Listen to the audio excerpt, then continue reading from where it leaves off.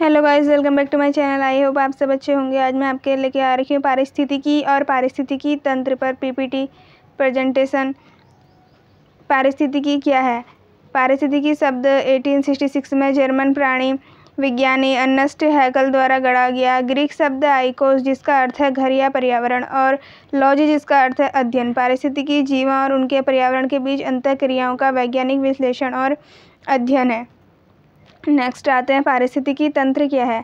पारिस्थितिकी तंत्र शब्द ऑर्थर जॉर्ज टेंसले द्वारा 1935 में गढ़ा गया ग्रीक शब्दों आइकोस से आया है जिसका अर्थ है घर या पर्यावरण और इस सिस्टमा का अर्थ है संगठित शरीर या संबंधित भागों का एक संग्रह जो एक इकाई के रूप में कार्य करता है। नेक्स्ट है पारिस्थितिकी तंत्र जीवित जीवों, पौधों, जानवरों, कवक, सूक्ष्म जीवों जैसे जैविक घटकों का एक समुदाय है जो अपने पर्यावरण के गैर जीवित घटकों हवा, पानी और खनिज मिट्टी जैसी अजैविक घटक के साथ मिलकर एक प्रणाली के रूप में परस्पर क्रिया करते हैं। नेक्स्ट है पारिस्थितिकी तंत्र पारिस्थितिकी।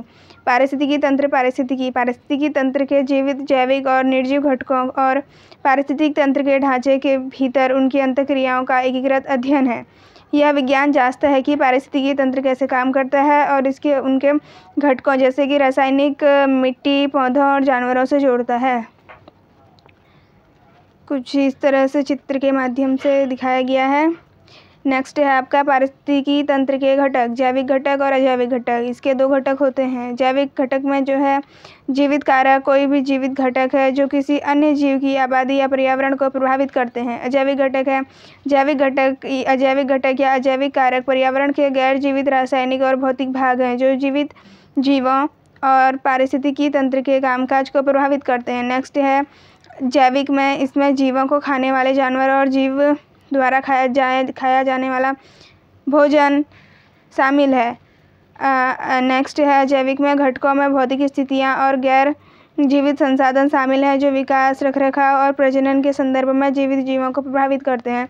जैविक घटक, जैविक कारकों में मानव प्रभाव, रोगजनक और बीमारी या प्रकोप भी शामिल है। प्रत्येक जैविक कारक को काम करने के लिए ऊर्जा और उचित विकास के लिए भोजन की आवश्यकता होती है। पारिस्थितिकी तंत्र के सभी गैर जीवित घटक जैसे वायुमंडलीय स्थितियां और जल संसाधन अजैविक घटक कहलाते हैं।